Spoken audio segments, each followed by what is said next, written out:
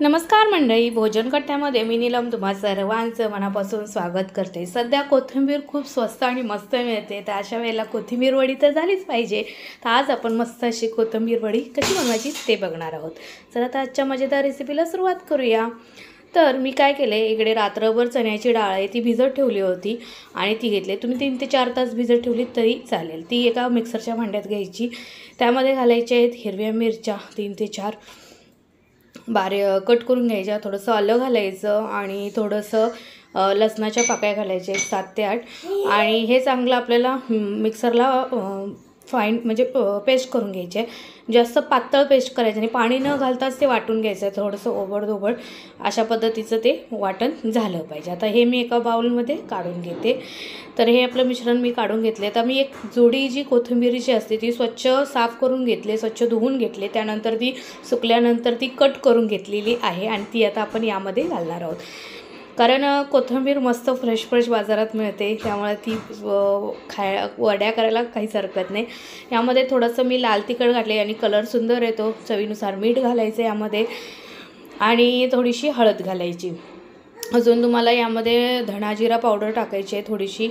यामध्ये मी तीळ घातलेले आहेत, पांढरे तीळ, कलर त्यांनी दिसायला छान होता। थोडासा ओवा घालायचा आणि तो थोडासा असा हातावरती चुरून घालायचा, जेणेकरून त्याचे जो स्मेल आहे तो सगळीकडे येतो आणि आपण बेसन घातले ते बाधणार नाही। इकडे थोडी 1 चमचाभर जिरा पावडर घातली, अर्धा चमचा धना पावडर घातलेली आहे आणि हे आता आपल्याला चांगलं मिक्स करून घ्यायचे। अख्खे जिरे पण मी थोडेसे घातलेले आहेत यामध्ये।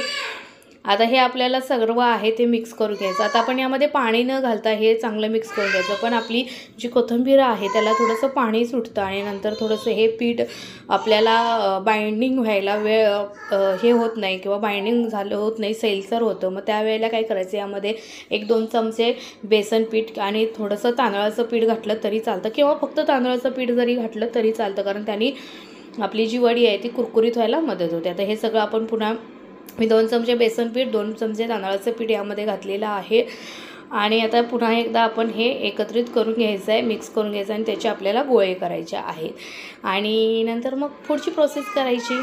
ते बघा हे चांगलं मिक्स झालेलं आहे। आता ह्याचं आपल्याला छान असे गोळे करून घ्यायचे आहेत। मी आता गोल आकाराचेच बनवणार आहे। तुम्ही एखाद्या ताटामध्ये वगैरे हे थापून मग ते वाफवून मग त्याच्या चौकोनी आकाराच्या जरी काढल्यात वड्या बनवल्या तरी चालतात। मी असे गोल आकाराचे हुंडे बनवते त्याचे, अशा पद्धतीने लंबगोल असं ओल शेपमध्ये आणि ते आपण वाफवून घेणार आहे। तर आता हा बघा आपला पहिला ओल तयार झालेला आहे। अशा पद्धतीनं मी 2 ते 3 ओल बनतील ते मी बनवून घेते।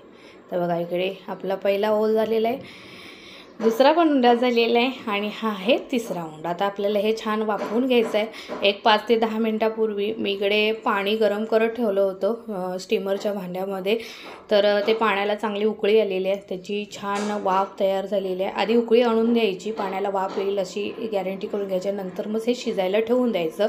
आता यावरती हे भांडं ठेवून देते आणि हे आपल्याला एक मंद आचेवरती 15 मिनटं वाफवून घ्यायचं आहे।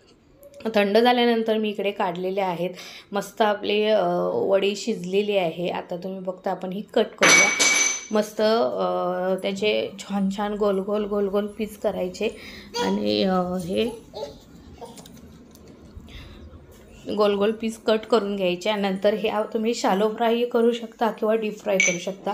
मी सध्या डीप फ्राय करणार आहे, कारण आम्हाला गडबड आहे। शॅलो फ्राय करायला थोडासा वेळ लागतो, मंद गॅसवरती ते शॅलो फ्राय करायला वेळ लागतो, त्यामुळे डीप फ्राय करणं कधी पटकन होतं आणि लवकर कुसकुशीत होते। पण तुम्हाला तेल जास्त खायचं नसेल तर शॅलो फ्राय तुम्ही करू शकता। तर इकडे हे मी आता मस्त तळायला टाकलेले आहेत। आता मी माझी पहिली बॅच पटकन बनवून घेते। इकडे आपली कोथिंबीर वडी तयार झालेली आहे। मी पहिली एक बॅच काढलेली आहे, मस्त दिसत आहेत तरी खूप सुंदर।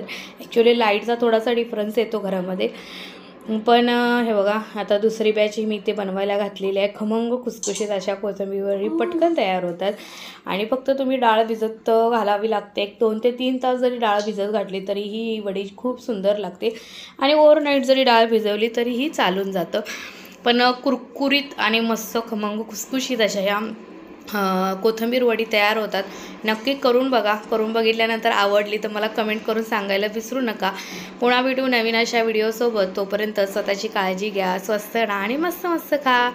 Bye bye.